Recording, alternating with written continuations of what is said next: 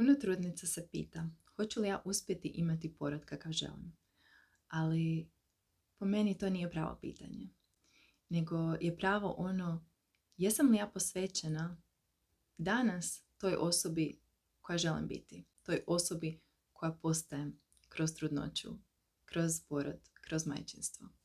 Na primjeru bi to izgledalo tako. Ako ja želim biti ona koja se na porodu zauzme za sebe, koja jasno kaže svoje želje, koja se, kada je suočena s nekim izazovima, a bit će ih, u toj situaciji ponaša samopouzdano, smireno, onda ja to ne trebam napraviti na porodu.